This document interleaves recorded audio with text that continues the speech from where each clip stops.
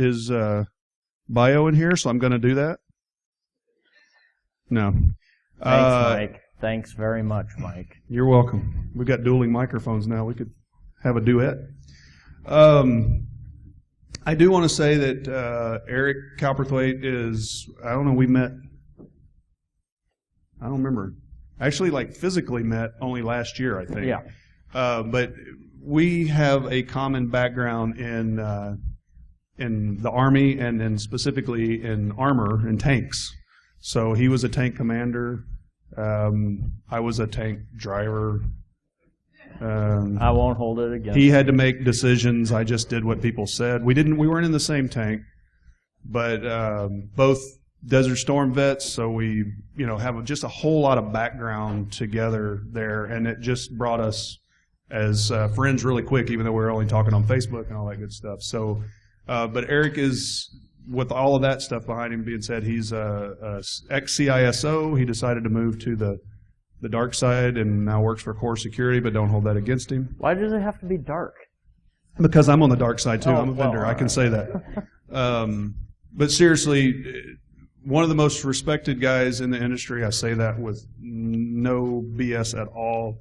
Very, very respected, knows his stuff really well. And as CISO, decided to go into the vendor world, but he's using that knowledge that he had as a CISO to do a lot of good things in the security world, and maybe have a vendor that is not too vendorish. So Eric can tell you all the other stuff, but I want to introduce our closing keynote, Eric Cowperthwai. Thanks, buddy. Thank God he didn't read that PR written bio.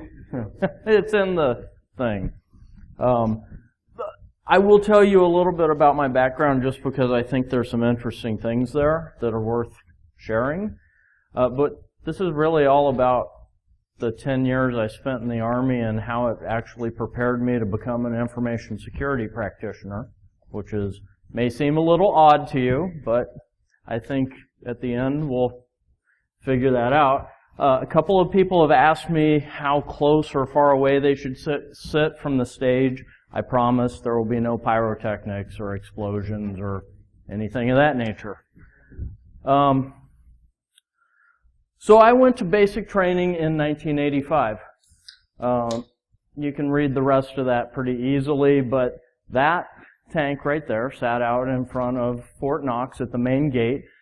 And it's the first thing I saw that was military-like on August, I think it was 19th, 1985, at about 1 a.m. in the morning as the bus I was on rolled through the gate.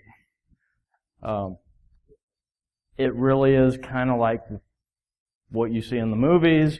Your bus pulls up, a really big, really loud-voiced guy with a Smokey the Bear hat comes on the bus and starts yelling at you, and it's 1 in the morning. And then when we got off the bus, they proceeded to feed us breakfast, which we didn't really want, make us make our beds, and then we told us we could go to sleep. That was probably about 2:30 or so, and then woke us up at 4:30. So that was my first day in the Army. I left the military in 1996, went to school, used a GI Bill, went to work for EDS in 1997, so you might say I never really left the Army if you know much about EDS. I went to work for Providence Health and Services in 2006, but in between, in those 10 years at EDS, I was a senior system engineer, a solution architect, a managing consultant in their U.S. consulting practice. And I went from originally being a system engineer to, by the end of all of that, I was a security guy, and it was sort of by accident. I didn't plan on becoming an information security practitioner. That wasn't my goal. But a lot of my things I had learned along the way sort of set me up for it. And so when I accidentally discovered the world of information security, I said, hey, I actually know what I'm doing here, even though I, maybe didn't appear to at first. I went to work for Providence Health and Services, which is a large Catholic healthcare system, as their CISO in 2006. You may remember them because they were the first healthcare organization to ever sign a resolution agreement with Health and Human Services. I was the guy hired because of the incident that led to the resolution agreement, so it's not my fault. In basic training, one of the very first things that you learn is what are called the Army General Orders. Anybody been in the Army? Can you still recite the General Orders? Yeah. I will guard everything within the limits of my post, quit my post only when properly relieved. Well, if you're an information security practitioner, I'm gonna start abbreviating that to just say if you're a security person, because that's a little complex. Isn't there a lot of similarity there in what you should be doing? If you turn that into civilian words. The same thing, so number 2, I will obey my special orders. Special orders are things above and beyond the general orders. So maybe you're guarding an ammunition supply point and nobody with a lit cigarette can come within 50 yards of it because there's ammunition in there. That's a special order. Okay, so if there's something unique about the systems that you're protecting over and above the normal stuff that you need to do, that would be a special order. And perform all your duties in a military manner. So that means be professional, right? Whether that's how you dress, how you behave, how you interact with people. The next one seems pretty straightforward as well. But I learned that it's not enough to just do my job. I need to tell people when things go wrong and make sure that they're aware of the things that went wrong. The commander of the relief is the guy in charge of the guard force. So it would be your boss, right? Does that make sense? That was like taught to us to the point where I can't forget it 30 years later. But it informed me throughout the entire rest of my professional life. Anybody seen the movie Stripes? Okay, so Stripes was filmed at Fort Knox. So it was kind of weird when I went to basic training there and it looked like a movie set. But do you remember at the beginning of the movie, sort of at the beginning when they're introducing everybody in the unit and Drill Sergeant Holka is sitting there and Bill Murray decides to be the typical comedian that he is and says everybody needs a big toe, right?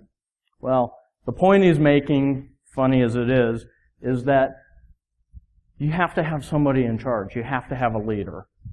Not necessarily the guy who points at you and orders you to do stuff and then watches while you do stuff, but someone who's part of the group, who can lead the group in the right direction and make sure that they're achieving the right goals and objectives. So we learned that pretty quick too with our drill sergeants, that there was somebody in charge of the group, but you do need a big toe. Army life. All right, so the guy in the center of that picture is me. And this is the first tank that I was the tank commander of instead of the driver or the gunner or the loader. I'm the guy in charge now. And my lieutenant told me he had seen my black flag. And he told me there is no way you were putting that thing up on your tank. And so I waited till he was off at the company commander's briefing and couldn't see what I was doing and put the flag up. And before he could come back and tell me to take it down, I was really lucky.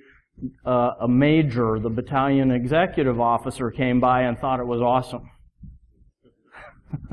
And so I got to leave my pirate flag up. I learned in the Army life is not exactly what you think it is. Okay, we don't spend all our time marching around and doing push-ups. Right? It's a job. It's a profession like any other, with some differences. One of which being that you wear the same uniform and cut your hair the same way. But you also work really hard and you play really hard. And I learned that a really solid work ethic combined with some great time off with my friends was important in my professional life. And it should be important in yours too. Don't make that time off so much so that, you end up alcoholic or arrested or something, but enjoy your life as well as your work. OPSEC, the term OPSEC, you hear it a lot in information security. I learned OPSEC in about first week of January of 1986 when I was stationed in Germany, and we got our first OPSEC briefing. Don't sit in the bar with your buddies drinking and talk about stuff you shouldn't be talking about because there's ears listening. That was a huge part of Army life. And it should be a huge part of your life. You get social engineered all the time and don't even realize it by people who are targeting your companies. Operational security is huge. And finally, be a pirate. Seriously, put up the pirate flag. Be an individual. Be a little rebellious. I'm going to tell you a little bit more about that. The Army taught me to be an individual, funny enough. And it taught me to be a little bit rebellious and a little bit different, and I was successful because of it. Right? Captain Jack, I'm not talking about a pirate who goes out and kills people, okay? And steals things. And Captain Jack, there's a scene in the first Pirates of the Caribbean that got cut, where we find out that Captain Jack Sparrow got in trouble with the East India Trading Company because he freed a bunch of their slaves. And that's why he was tattooed as a pirate by the East India Trading Company. They should have left that scene in the movie.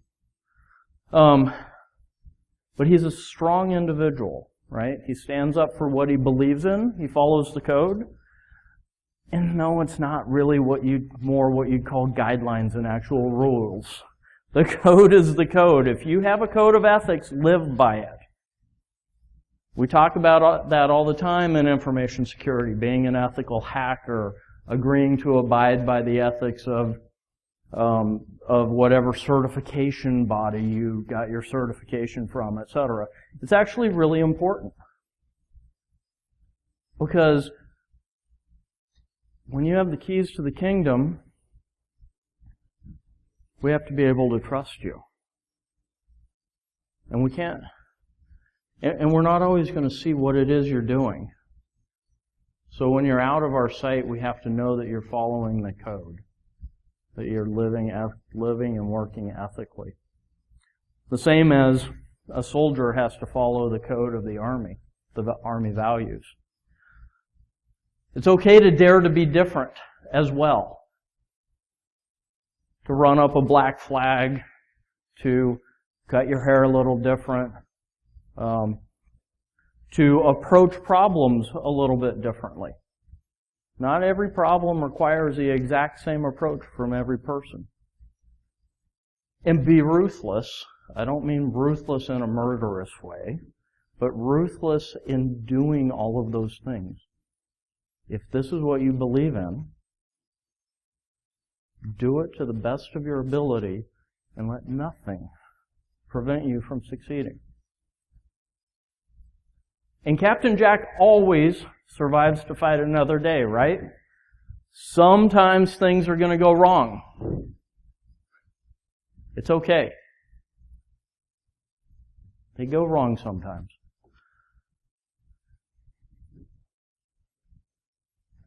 This picture, so a lot of these pictures I'm going to show you I took. This picture is what was called the Iron Curtain. This is a town in East Germany. That river is the border between East and West Germany. That wall is not there to keep the West Germans and the American army out. That wall is there because they were keeping the people who lived in that town from getting to West Germany.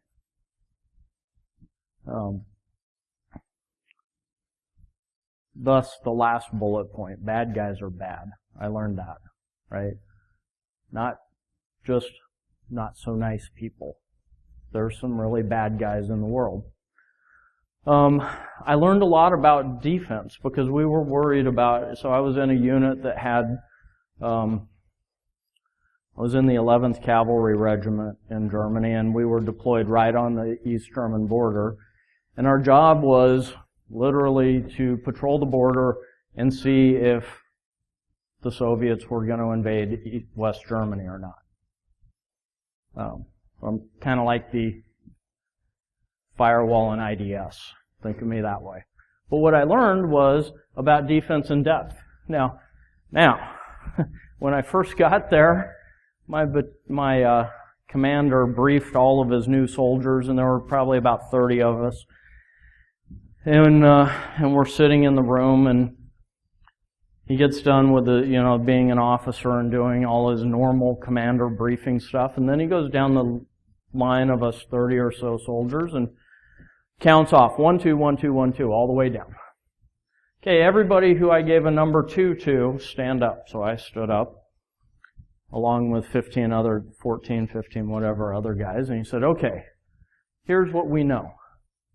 Because of the role that we have right here on the border, within about 8 minutes after Russian tanks cross the border, you guys are all dead. That was pretty encouraging. But then he went on to explain that our job was to, A, let everybody else know they were coming, and B, slow them down so that the rest of the military could react to the situation. And so that the reserves could be brought to the front and put into battle and be able to stop what we were facing. Because you couldn't put everybody right up on the border, right? That would be kind of crazy. In a normal, because then you'd have like 1 million people standing on the border and they couldn't do their daily job, take care of their tanks, train with their rifles, etc., etc. But they had to be able to get up there fairly quickly and do their job. So somebody has to be up there patrolling the border. You have to build defenses in depth. You have to have a way to get somebody to respond to the incident quickly. Does this sound familiar? So those are things I learned in the physical world, but they apply to how we should do information security too. We need to know when something bad is happening. And there may be a negative outcome when that bad thing happens, but if we can detect it quickly and we can bring in our additional capability, the rest of our security team, other technology people, the right tools, etc., we may be able to stop it right there instead of letting it spread and grow and get worse. You don't want to be Anthem with bad guys in your network for 18 months before you know about it, right?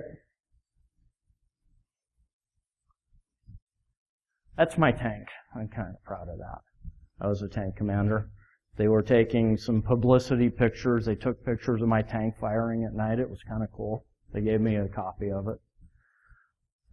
Shooting tank guns. I learned a lot of cool stuff from shooting tank guns. So a tank crew is 4 men inside a 60-ton monster that is designed, so we've all heard, guns are designed to kill. Well, tanks are really designed to kill. Way beyond guns, okay? And they really don't care who they kill. You can get very, very badly injured inside the tank. If you get in the way of the path of recoil of the gun weighs 3 tons and it comes back at about 500 feet per second. and it recoils about this far inside the turret. So if it hits you, you're pretty much toast. Right? So you got to stay out of the way of the gun. Well, sometimes you're really tired. It was late at night here. Sometimes, maybe you're part of a security operations center, or you're working on an incident and it's 2 a.m. and you're really tired. You got to figure out how to, during those times, how to work through that, how to make sure you get sleep somewhere in there, how to use coffee and caffeine and walking around and food and conversation with other people to keep yourself alert. We had to learn to do that. And in security, there will be times where you may have to do that. The other thing we learned, because of both the need to do it right, because you want to hit the target that's a mile away, as well as not get yourself hurt in the process, is you do things the same way every time. The loader loads the gun exactly the same way every time. For example. And you have to work as a team. Each person has their own responsibility within the team, but if the tank commander tries to be the gunner, he disrupts what the team is doing. Right? You have a gunner for a reason, with responsibilities for a reason. You have the tank commander who's supposed to spot the targets and control the crew. The driver drives, loader loads, gunner guns. That seems simple. But when people start trying to do each other's jobs because they want to do it really, really well, what happens? They disrupt the interaction of the crew. Have you ever seen that in your professional life where, a manager jumps in and starts doing the work that's supposed to belong to an engineer or an analyst because the manager thinks that they can do it better or they want it done faster or whatever, and it's very disruptive to the team? Or you do it laterally or what have you. There's a team for a reason.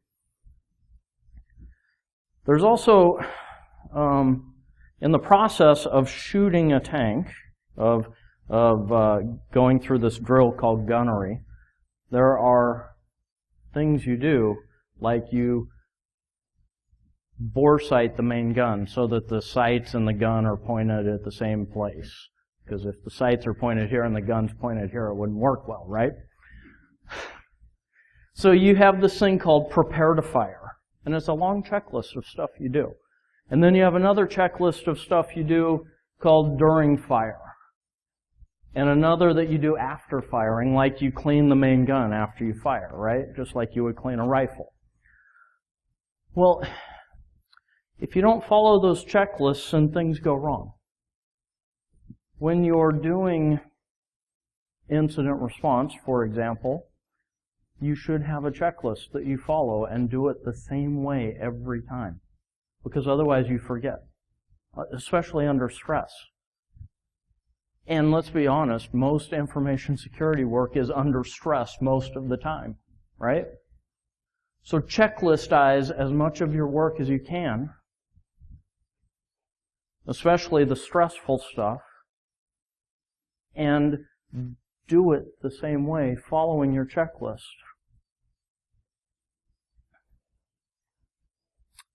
That's my tank too. I'm not so proud of that picture. Because what happened is it was a late night movement. We were moving about 10 tanks down the road. And my driver started falling asleep because it was 3 in the morning and I didn't realize my driver was falling asleep until the tank drifted off the road, slid down a very steep slope into a bunch of soft dirt. And what happened is the track got pulled up under the tank and off of the road wheels, which are the wheel-looking things. So it's 3 in the morning. My tank can't go anywhere, and I have to repair this whole thing. I was a sergeant by then, and I learned a lot of things, not just from this incident, but from being a sergeant in charge of a tank crew. One of the most important things I learned, and I think it really, really applies in information security, why do we do capture the flag? But you have to train as you fight. You can't prepare yourself. So if you're going to be involved in information security and you prepare yourself by training yourself for things that are not actual reality in information security. So if you train yourself to secure a Mac OS based laptop, and yet your job is going to be all Windows based laptops, that's kind of you're not training as you're going to fight, right? You're going to have to forgive my language. The 4 P's of planning, and these are not good P's. Piss poor prior planning guarantees that you will fail. The fact that I didn't have a plan for how to check on my driver's state at 3 a.m. as we're driving down the road and make sure that he's not falling asleep led to this outcome. It's not his fault, it was my fault. I didn't plan ahead for what might happen. You have to know who's in charge. So once this incident happens, you create a recovery team, kind of like an incident management team, right? And the recovery team has one person in charge. And normally it would be the tank commander, and it was in this case. But anybody else who shows up, no matter what their rank is not in charge. And they don't get to start sticking their nose in and try to say, this is how we should do it. So when I ran incident response teams as a CISO, I put one of my people in charge, and then I resisted the urge to ever try to run that team myself. I would talk to the incident manager. But I wouldn't go jump in the middle of the team and try to direct them to do things because they're dealing with a very stressful situation and they should only have one person directing their operations. In this case, when you're dealing with this, that track weighs 8,800 pounds and it's under an immense amount of pressure and you have to take the track apart, take it off the tank, put it back on the tank correctly. I have a picture of us doing that too. I just didn't have, I was going to run out of slides. But that's a very dangerous job, as you can imagine. 8,800 pounds of steel and rubber under high pressure that has to be taken apart, put back together. You wouldn't want anybody else sticking their nose into how to do that, right? Same thing with incident response. So it boils down to people are the key. Good, well-trained professional people who know what they're doing, who want to be part of the team. People, more than anything else, was the key to our success in the Army. And it's the key to success in information security as well. More than any other profession I've ever seen. Next most important is processes, right? So when you are dealing with this, you have to have a process you follow. Well, the same thing is true when you're dealing with security, whether it's how to secure a system, or how to respond to an incident, or how to interact with the technology operations people, or et cetera, et cetera. Processes are very important because processes allow us to achieve appropriate outcomes. Don't let them become your bureaucracy, though. Let them be the way, they're not the code, they're guidelines. Sorry, a little Captain Jack joke. But seriously, processes are very important. And finally, equipment. You have to have the right equipment. If you're trying to take that track apart with the toolbox that you keep at home to work on stuff around the house, you're going to have a problem. If you're trying to conduct a penetration test and you don't have the appropriate equipment, like dictionary password, or password dictionaries, Kali Linux, maybe Impact Pro if you happen to work for my company, social engineering toolkit. If you don't have the right tools to conduct a penetration test, you're probably not going to be very successful.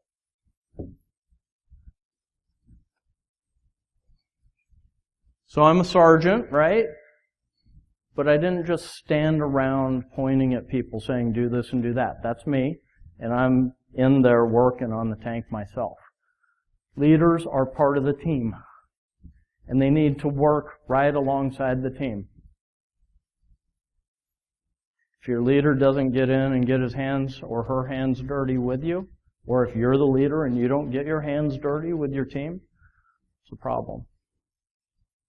How much respect will that leader get? This is a little bit of an eye chart, but this is the Army's planning factors. Mission, enemy, troops, terrain, and time. So when they're creating a combat plan, these are the 5 things they take into account. With a little bit of modification, they're probably the 5 things you should take into account when you're thinking about how to build security plans for your systems. So the mission is the objectives that you have to accomplish. Take a hill, defend a hill, make sure this bridge is kept intact. The commander's intent, that's the guy above you who says, my intent is that we will do this in this fashion. We'll use a dynamic defense, or we'll use a static defense, or we'll lead with our tanks when we attack, or the infantry will precede the tanks to try to clear minefields. It's all about what the commander, how the commander wants to achieve the mission. So this is how does the leader who's in charge of this security operation, whether it be securing a server, doing incident response, better identity and access management, whatever the project is, they have some kind of intent in mind that they want to accomplish. And then there's mission essential tasks. One of the biggest things in the mission that we forget about, or that we lose sight of, is there are tasks that are absolutely critical to putting in our new identity and access management system, and then there's other stuff. In project management, when you start doing the other stuff that's not mission essential, we call that scope creep, right? So does the military. Scope creep is really bad because it distracts you from the essential tasks required to accomplish your objective. The enemy could be the bad guys, it could be inertia in the organization, it could be change management, it could be all sorts of things. But you need to know what the enemy is and how the enemy can oppose you and get in the way and prevent you from accomplishing your mission. How many bad guys are there? What kind of tools and tactics will they be using against you? Are they script kiddies? Or are they employed by a nation state with tools at least as capable as core security has? I don't know how many of you guys know core security, but we're like, we have very, very capable penetration testing tools. So anyway, nation states often craft equipment that good too, right? So what are you facing? Script kiddies? Nation state? Non-government actors? Criminals? An organization that is resistant to change? Troops refers to your own stuff. Who are the key people involved? Your project manager, your CISO, the IT operations director, etc. What are the strengths and weaknesses of your team? Do you have good morale? I run into security teams a lot of times that don't have good morale. You laughed at me. But I also run into security teams that have great morale. So it all depends. But it's important to know that and understand that, because then you can plan for that and take it into account. Terrain is more like the systems you have to deal with. Think of it that way, right? But in the Army, it's, is there cover and concealment that I can use, etc. So, and time is very, very important. How much time do I have to prepare and plan for what I'm going to do? Or do I just have to go do it? Do I have a chance to practice? Can I rehearse what I'm going to do before I have to do it for real? Could I back out the change in case something goes wrong? What are my critical time checkpoints? When do I have to start this activity? When should I have it finished by? During the course of the activity, should I be at a certain stage in my work at a certain point in time? So with a little bit of effort, you can adopt these. They may look very similar to some project management things you've learned over the course of the years.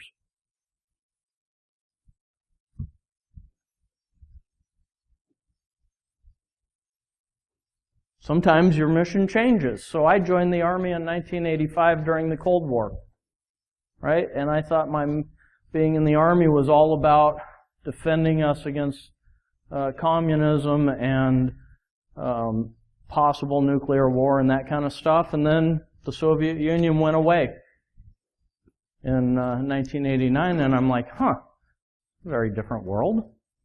We didn't realize how different it was going to be at that moment, but I quickly did in 1990 when my unit was sent to Saudi Arabia to defend against the invasion from Iraq that happened. That's me sitting in that is not an army tent. That's a tent we bought in Saudi Arabia because we didn't take any tents of our own.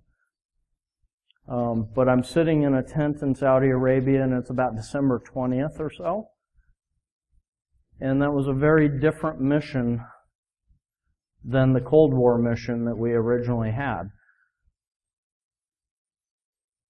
In information security, not that long ago, our mission was to make sure our email servers couldn't be compromised by things like by email viruses, and to make sure that our users weren't being overwhelmed by spam, and to do a lot of compliance work and check off that we had installed antivirus and so forth.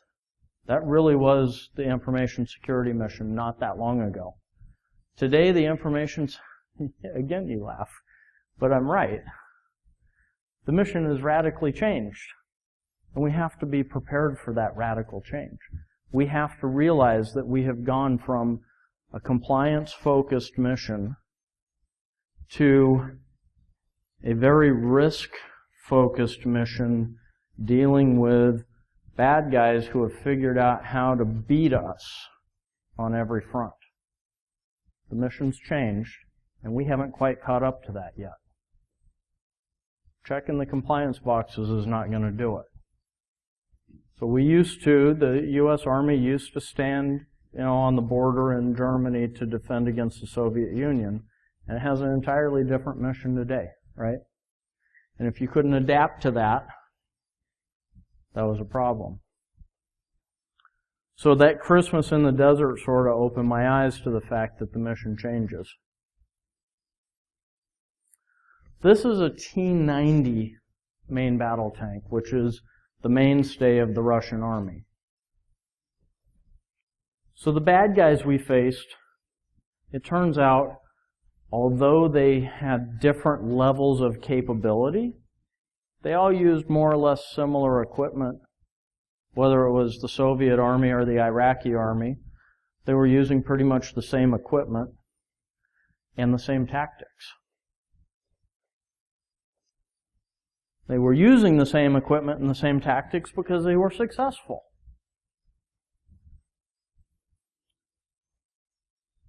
Guess what? Your adversaries are using the same tactics and pretty much the same equipment over and over, whether they're criminals, or nation-state actors, or terrorists, or hacktivists. They're using the same gear and the same tactics. And in fact, their tactics are working. That's why they're doing it. Right? We all know how they break in. We all know how they breach you, right? Everybody knows social engineering, compromise the browser, take control of the operating system, probe the network until they find another system they can pivot to, etc., right? 80% of the time, that's how they do it. Why are they doing it that way over and over and over again? Because they're winning. So, there was a guy, the Duke of Wellington, and another guy, Napoleon Bonaparte. And they fought. They were the respective leaders, military leaders. On the French side, Napoleon, and on the British side, Wellington, during about a 15-year period of time where the British, Germans, and Russians were fighting France in what's now called the Napoleonic Wars. And for a long time, the French were successful, very, very successful. And every time they fought a battle with the British, Russians, or Germans, they used the exact same tactics on the battlefield. Why? Because the tactics Napoleon had created were succeeding. And he won every battle until he lost. And he lost when Wellington had figured out how to defeat his tactics. And in the last battle that the two sides fought, Waterloo in 1815, after the battle was over and Wellington had won, someone asked him how he won, and his answer was, they came on in the same old way, and we sent them back in the same old way. So the last thing I'm going to leave you with, if you think about my pointing out that the Soviets and the Iraqis use the same equipment and the same tactics, and our adversaries in security use the same equipment and the same tactics, if we learn how to defeat them, we can give the same answer as Wellington gave. They're not invincible. We just haven't figured it out yet.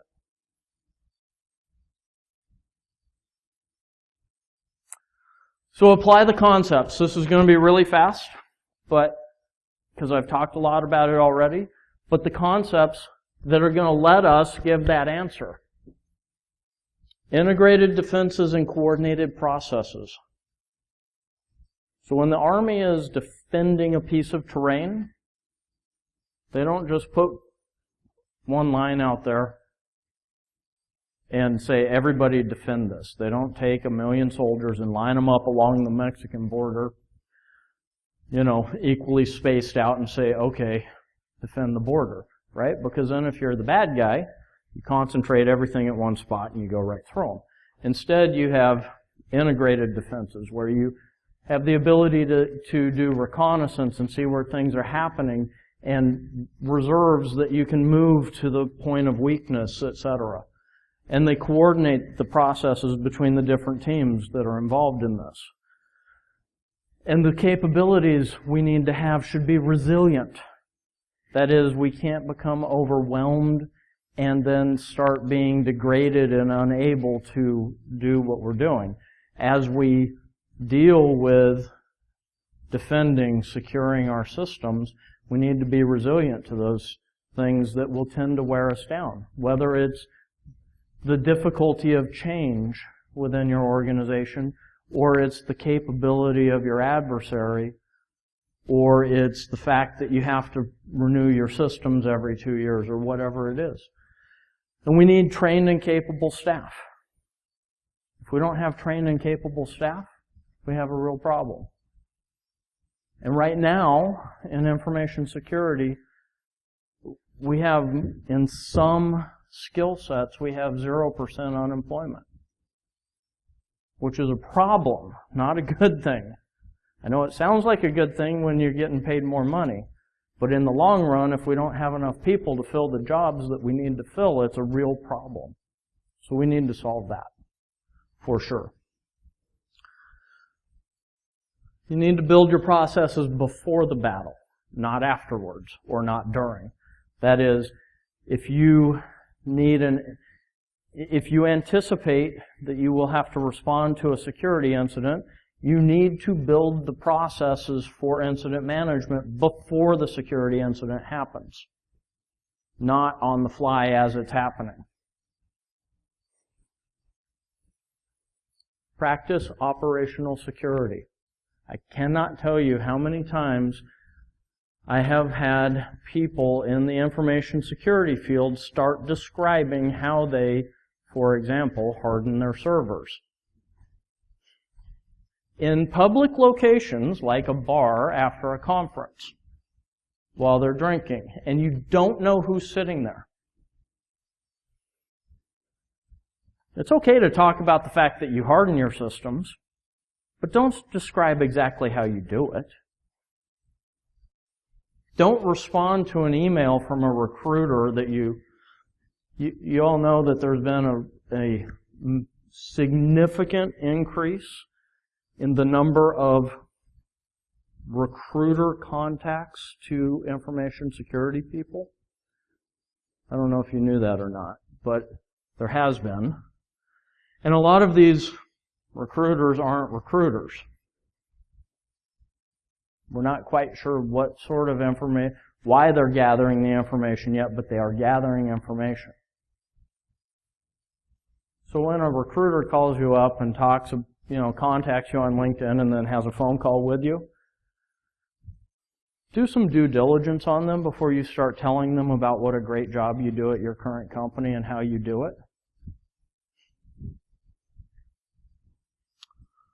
And last concept that we really need to think about is having the best gear within your constraints. Okay, not the best gear possible, period, because that's not possible.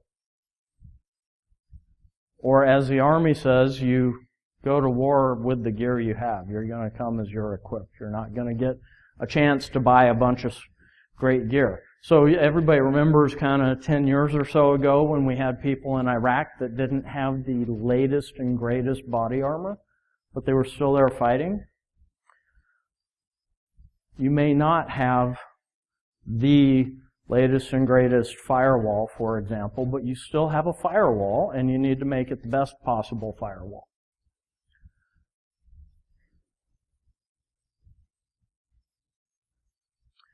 And come on, guys, be a pirate, okay? Seriously.